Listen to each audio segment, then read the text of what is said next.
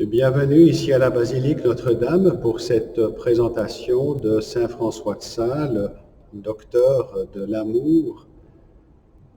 Dans cette introduction, je vais vous donner plusieurs points qui permettent de saisir le contexte historique. Ensuite, il y aura d'autres exposés. Le deuxième qui s'attachera à parler du cœur humain et de l'inspiration qui vient de Dieu. La troisième vidéo, c'est la vie avec Dieu. La quatrième vidéo, au quotidien, dans la vie de tous les jours avec Saint François de Sales. Et un cinquième point qui est un témoignage que je présenterai plus de manière personnelle.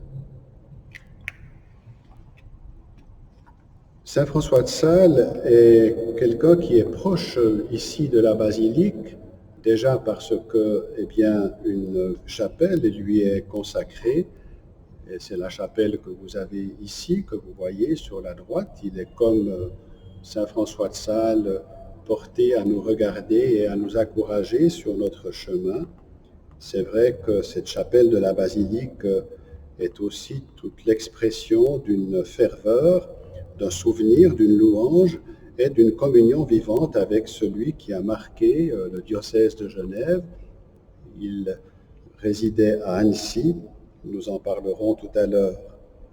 Il y a aussi la proximité de la fête de Saint François de Sales qui est le 24 janvier, donc très près du moment où sont présentées ces vidéos. Il y a aussi le contexte de l'année 2022 qui approche, qui va être le 400e anniversaire de sa mort. Saint François de Sales a été très proche de la réforme protestante qui venait d'éclater et des bouleversements qu'elle a engendrés. Et nous sommes aussi ici à Genève où il y a le Conseil œcuménique des Églises. Le pape François est venu en visite il y a 2 ans. C'est aussi une occasion de marquer cette proximité avec François de Sales. C'est aussi un homme, Saint François de Sales, qui a bien vécu dans son époque. Un homme qui a su comprendre son temps, et je crois que nous sommes dans des bouleversements continuels, et je crois qu'il est intéressant de voir comment un homme, il y a 400 ans, a réussi à un peu comprendre des éléments importants de son époque, et pour nous aider peut-être nous aussi à nous approprier quelques-unes de ses découvertes. Saint François de Sales, c'est aussi un compagnon discret qui accompagne de nombreuses communautés et congrégations religieuses qui s'inspirent de sa spiritualité. En quelques étapes, comment décrire la vie de Saint François de Sales? Il est né au château de Sales, à Thoron, à 20 km d'Annecy, en 1567, d'une famille noble. Il va suivre les meilleures écoles, il va étudier à Paris, ensuite il va avoir sa formation encore complétée à Padoue comme juriste. C'est un homme brillant, lettré, parfait juriste, gentilhomme, et donc appelé à une belle carrière. Mais voilà qu'il va entendre l'appel à se consacrer à Dieu, à devenir prêtre, ce qu'il sera en 1593. Et là, il va être envoyé en mission dans le Chablais, la région de Thonon et d'environnement, qu'il va ramener en fait à la foi catholique. Il va être nommé évêque de Genève en résidant à Annecy, et il va être véritablement celui qui se fait tout à tous. Il sera en contact avec le roi Henri IV, comme il sera aussi attentif aux plus pauvres des gens d'Annecy. Comme homme de lettres, il va développer la culture, il fonde l'Académie florimontane et il écrit plusieurs traités. Comme pasteur de son diocèse, il se distingue par une visite qu'il aura à cœur de faire, d'aller dans chaque paroisse de son diocèse. Et Saint François de Sales consacrera jusqu'à la fin de sa vie, pratiquement, 1 heure par jour pour accueillir les pauvres dans son évêché. Et il va mourir d'une hémorragie cérébrale subitement en 1622. Il a 55 ans.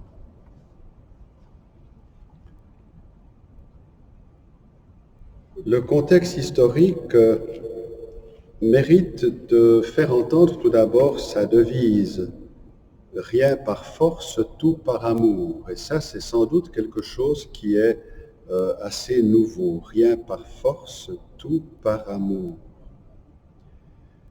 En 1567, donc, il naît, et en 1517, il y a eu la réforme protestante qui a éclaté, particulièrement à Genève en 1536, donc une trentaine d'années avant sa naissance. Jean Calvin décède en 1564, donc Saint François de Sales n'est pas encore né, et c'est Théodore de Bèze qui va lui succéder. Ensuite, il va y avoir, avant sa naissance, la réaction catholique qui se traduit par le Concile de Trente, qui notamment va, entre autres, encourager une meilleure connaissance du catéchisme dans toutes les paroisses, auprès de toutes les populations. Il y aura aussi l'encouragement des missions, tant en Asie qu'en Amérique. Il va y avoir aussi un certain nombre de personnes qui vont se réclamer de Saint François de Sales, qui va inspirer. Au XIXe siècle, ce sera Don Bosco qui va fonder la société de Saint François de Sales, qu'on appelle les Salésiens. Et il y a aussi les missionnaires de Saint François de Sales, que nous connaissons aussi et qui ont leur rayonnement à travers tous les continents aujourd'hui.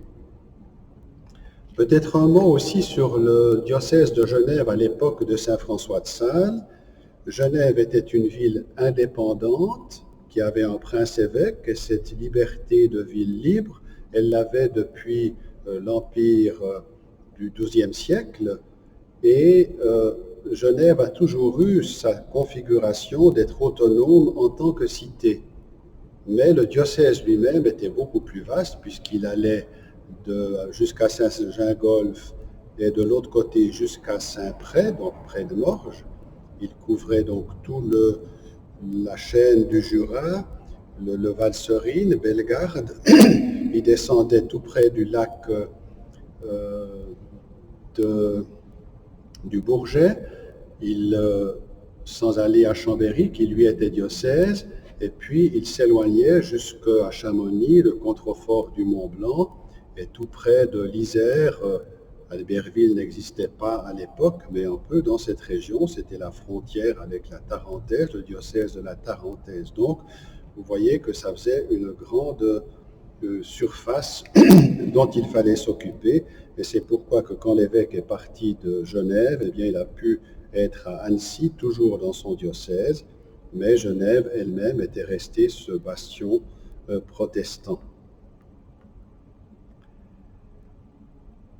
Dans les livres que j'ai lus, j'en recommande un ou deux en tout cas, il y en aurait peut-être beaucoup d'autres, mais j'ai lu les œuvres de Saint François dans la bibliothèque de la Pléiade, qui rapporte ses principaux ouvrages, l'introduction à la vie dévote, le traité de l'amour de Dieu, et tout un recueil d'entretiens avec les sœurs visitandines. Et puis un ouvrage récent que je recommande, qui permet alors d'approcher de manière beaucoup plus vivante la biographie de Saint François de Sales, qui a été écrit par Michel Tournade, donc Saint François de Sales, aventurier et diplomate, un livre qui est paru aux éditions Salvator en 2017.